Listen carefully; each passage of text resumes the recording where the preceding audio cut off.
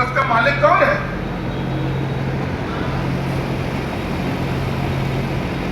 और उसके इशारे पे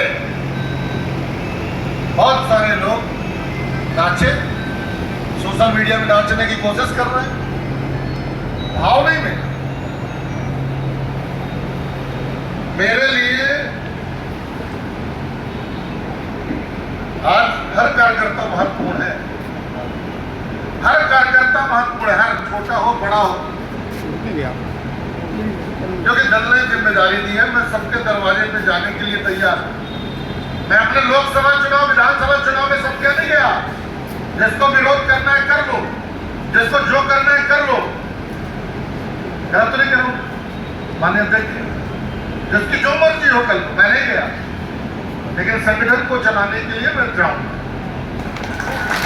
संगठन को चलाने के लिए मैं जाऊंगा, लेकिन एक बार जाऊंगा जीवन में, एक बार, दोबारा नहीं जाऊंगा। दोबारा नहीं जाऊंगा। क्यों नहीं जाऊंगा दोबारा? अरे मेरा भी तो आपको सम्मान है, मुझे उसकी भी तो रक्षा करनी है, नहीं करनी। और ये मैंने बात अपने नेताओं को बताई। मुझे बोला गया कल, मैं कल जीतू पटवारी जी से मिलने के लिए भोपाल गया। उन्होंने मुझसे बोला कि आपको इससे भी मिलने जाना, उससे भी मिलने जाना, ये करना है, वो करना। मैंने कहा भैया मैं सब क्या जाऊं, क्योंकि राहुल जी ने मुझे अध्यक्ष बनाया। मैंने आवेदन नहीं किया है, मैंने आवेदन नहीं किया है, मुझे राहुल जी ने जिम्मेदारी दी। और मैं सिर्फ आपसे एक अधिकार चाहता हूं। क्या मुझे आपको रोकने टोकने का अधिकार है? अगर आप गलत करते हो, अगर आपसे कोई गलती अनजाने में भी होती है, तो क्या मैं आपको रोक टोक सकता हूं कि नहीं रोक सकता? अगर मैं रोक टोक नहीं सकता, अगर मेरे रोकने टोकने में किसी को बुरा लगेगा, तो क्या यह संगठन कभी खड़ा हो पाएगा? आज जिस स्थिति में है इसमें कोई शक नहीं। मैंने पिछले 10-12 साल से देखा लगातार। आदरणीय मकसूद अहमद जी ने, आदरणीय दिलीप मिश्रा जी ने, मैं हिसाब लगाता था, क्योंकि मैं भी तो दौड़ भाग करता था, कभी दिल्ली कभी भोपाल। मैं हिसाब लगाता था कि पार्टी कोई टीए तो देती नहीं है, लेकिन ये इतना दौड़ते कैसे? तो निश्चित ही दौड़े होंगे, तो अपने ही संसाधन से दौड़े। वो जिस तरह की बदतमीजी करते थे, मैं चेहरा देखता था अध्यक्ष जी की तरफ और उनकी तरफ, कि ये कुछ बोले तो मैं कुछ बोलूं, लेकिन निश्चय जाते थे, सुन लेते थे। वो दिन मुझे आज भी ध्यान आता है। एक आध बार तो लोगों ने बाएं बाएं भी समझ दी। सर्किट हाउस का मामला एक बार, मुझे लगा हे भगवान, ये है कांग्रेस, ये है डिसिप्लिन, ये है बड़प्पन। अपने छोटे से बच्चे को बड़े सम्मान से बात की जाती है, और अगर कोई कार्यकर्ता थोड़ा कपड़े में कलप ना हो, गरीब हो, उसके पास 4 पहिया गाड़ी ना हो, उसको धुतकार दिया जाता है, उसको धुतकार दिया जाता है। गरीब कार्यकर्ता की इज्जत नहीं है। जब चुनाव आता है तो फिर वही याद आता है। तो अगर चुनाव में वो याद आता है तो 12 महीना याद आए। आज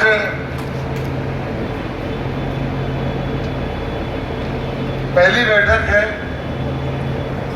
राहुल जी ने कहा है कि हर बैठक का लेजर बनाइए, कौन सा व्यक्ति बैठक में है, और जब वो टिकट का दौर आएगा तो वो जिला अध्यक्ष से मैं मांगूंगा कि इस व्यक्ति ने दावेदारी कही है कितनी मीटिंग अटेंड किया है, इसका व्यवहार पार्टी के अंदर कैसा है, इसकी विचारधारा क्या है, उसके बाद टिकट पे बात।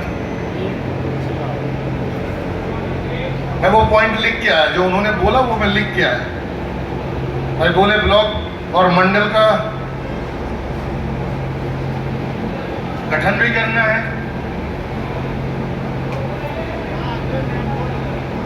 आश्रम बनाए। बाकी किसी नेता ने आश्रम नहीं बनाया, क्योंकि उस आश्रम से ही कांग्रेस के कार्यकर्ता बन के तैयार होकर आज बाहर निकले। वो फैक्ट्री है कांग्रेस कार्यकर्ताओं, कांग्रेस के वर्कर की ट्रेनिंग का एक उत्थान, और एक दूसरी जो सबसे बड़ी बात बोली उन्होंने कि कांग्रेस का काम है सत्ता को चुनौती देना। कांग्रेस कभी समझौता नहीं करती। अंग्रेजों से अगर लड़ी है तो कांग्रेस, अगर अंग्रेजों की सत्ता को अगर किसी ने चुनौती दिया वो है कांग्रेस। और हमें कैसी सत्ता चाहिए? हमें कांग्रेस की विचारधारा की सत्ता चाहिए, हमें कांग्रेस की विचारधारा का नेता चाहिए, हमें कांग्रेस की विचारधारा का कार्यकर्ता चाहिए। अगर हमारा कार्यकर्ता भी आरएसएस की भाषा बोलता है, अगर हमारा कोई नेता आरएसएस की भाषा बोलता है, और अगर ऐसे में सरकार बन भी गई तो सरकार बनने के बाद हम कौन सा काम करेंगे? सरकार बनने के बाद हम कौन सा काम करेंगे? जो आरएसएस की नीति नहीं थी, जो आरएसएस की मंशा है, इससे भी हमें लड़ना है, इसकी भी तैयारी हमें करना है। और अंतिम छोर तक, लगातार अंतिम छोर तक हर जिलाध्यक्ष को जाना है। आपके बीएलए, आपकी बूथ का काम, आपकी पोलिंग का काम, आपके मंडल, आपके सेक्टर, सबको चेक करके, क्योंकि सब कुछ दिल्ली से ऑपरेट होना है और वहाँ 1% गुंजाइश नहीं है कि हम किसी का नंबर लिख दें और फोन आए ऊपर से और फोन वो ना उठे, क्योंकि बहुत सारी बातें फोन के माध्यम से कोई ना कोई एक अभी मीटिंग हो रही है, बैठक है, हम सब बैठे हैं, इसमें कांग्रेसी को दिक्कत हो ना हो, भाजपा का पेट दर्द करेगा और वो कुछ ना कुछ ट्वीट करेंगे, अखबार में लिखेंगे, कुछ ना कुछ करेंगे। अभी करेंगे, देखिएगा शाम तक या कल तक कुछ ना कुछ होगा। वो चुप होने वाले नहीं, उन्होंने तो पूरी कांग्रेस को बदनाम किया। हर कांग्रेस के बीच में मतभेद पैदा कर, कहीं जाति के नाम पे, कहीं धर्म के नाम पे, और खुद राष्ट्रवाद की बात करते हैं। अरे जातिवाद तुम फैलाओ, घृणा तुम बहताओ, धर्म के नाम पे विवाद तुम कराओ और तुम राष्ट्रवाद की बात करते हो। तुम्हारा राष्ट्र है कैसा बताओ, उसकी परिकल्पना करो। भाई आपका राष्ट्रवाद है कैसा, थोड़ा बताओ हमको, बताओ जनता को तुम्हारा राष्ट्रवाद है क्या। तुम्हारा विकास तो दिखा नहीं, दिखा आपको विकास, लेकिन विकास हो रहा है। विकास पुरुष गांव से लेकर दिल्ली मुंबई तक बैठे हैं, विकास तो हो रहा है लेकिन दिखा नहीं, वैसे उनका राष्ट्रवाद। मेरा अपने सभी कांग्रेस परिवार के साथियों से अनुरोध है कि जो कांग्रेस की बात है, अगर किसी के मन में, किसी के दिमाग में कोई बात है तो वो बंद कमरे में हो, मीडिया और सोशल मीडिया के माध्यम से ना हो। और जो मैं, क्योंकि आज कार्यक्रम बहुत देरी से शुरू हुआ, 12 बजे टाइम निर्धारित किया था, लेकिन रास्ते के कुछ लोग और मैयर में थोड़ा सा ज़्यादा समय लग गया मिलने जाने के चक्कर में। और हम लोग तो सोचे थे गाड़ी से बैठ के निकल आएंगे, सबसे मिलते जुलते, लेकिन हमारे कुछ नौजवान साथी थे जिन्होंने कहा नहीं, पैदल तो चलना ही पड़ेगा, परंपरा है कि सपना में बिना पैदल चले कोई कार्यक्रम पूरा होता नहीं है, तो पैदल चला दिया तो उसमें 2 घंटा लग गया, उसके लिए देरी हुई, उसके लिए आप लोगों को इंतजार करना पड़ा, तकलीफ है, उसके लिए मैं आप सबसे क्षमा प्रार्थी हूँ। और एक बात जरूर सबके साथ होती है, हर बार हर आदमी को जीवन में लगता है कि मेरे साथ धोखा हो, मुझे भी लगता है धोखा हो। यहाँ पे हर आदमी, जितने लोग बैठे हैं, हर आदमी अपने जीवन से पूरी तरह संतुष्ट नहीं, सबको लगता है कि मेरे साथ धोखा हो। कभी व्यापार में, कभी शादी में, कभी शिक्षा में, कभी नौकरी में, और फिर कभी राजनीति में। जो कर रहे हैं राजनीति में भी कि हमारे साथ धोखा हुआ, मुझे भी लगा धोखा हुआ, लेकिन जब ये निर्णय इस बार हुआ तो मुझे ये लगा कि ये धोखा नहीं होता, ये आपके जो काम है, आपका जो स्वभाव है, उसकी से निर्णय होते हैं जो हम नहीं देख पाते, कोई दूसरा देखता है। आज जिस विचारधारा की लड़ाई इस देश में छिड़ी है, जिस विचारधारा की आज लड़ाई छिड़ी है इस देश में, उस विचारधारा को लोग सिर्फ सत्ता से जोड़ के देखते हैं कि हमें किसी भी तरह राजनीति में सत्ता मिल जाए। भाई क्षेत्रीय दल बहुत सारे हैं देश में, वो भी लगातार सत्ता के लिए समझौता करते हैं।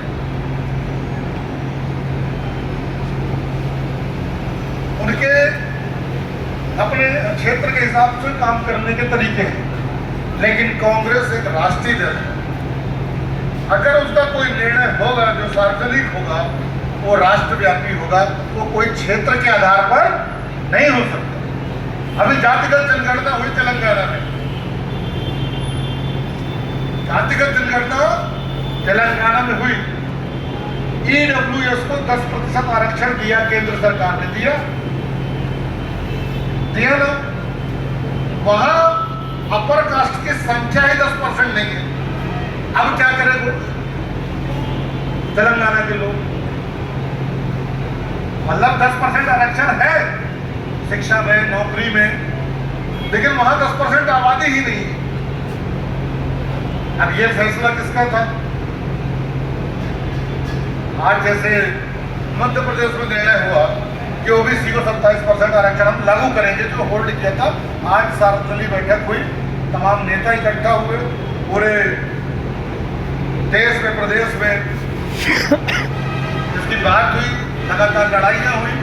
आज लास्ट में सरकार ने ये माना कि हाँ, हम 13% आरक्षण होल्ड है, उसे आज हम क्रियान्वित करेंगे, उसे हम लागू करेंगे। एक तो मध्य प्रदेश में 50% से ज्यादा आबादी है। तो जब न्याय की बात होती है, जो राहुल जी हमेशा करते हैं न्याय की बात, कई बार हमारे बहुत सारे साथी से अपना निजी जीवन है। भाई मैं कहता हूँ, आप गांव के सरपंच बनोगे तो सरपंच की जिम्मेदारी है क्या? सिर्फ अपना देखना या गांव को देखना? तो मेरे ख्याल से अगर गांव का छोटा सा सरपंच भी कोई आदमी निर्वाचित होता है तो गांव में सबके हितों की बात तो सोचता है। अगर उसे अगला चुनाव लड़ना है, अगला जवाब देना है, तो जो वैचारिक लोग हैं, अगर कोई विचारधारा वाला व्यक्ति नहीं है, तो बहुत सारे सरपंचों को आपने देखा होगा क्या हाल है। उनकी सील कहीं और, मोहर कहीं और, चेकबुक कहीं और, कंप्यूटर कहीं और चल रही पंचायत। अगर सामने वाले के मान सम्मान का ध्यान नहीं रखेंगे तो एक न एक दिन आता है जब समय बदल जाता है। आदमी बदले या ना बदले, समय बदल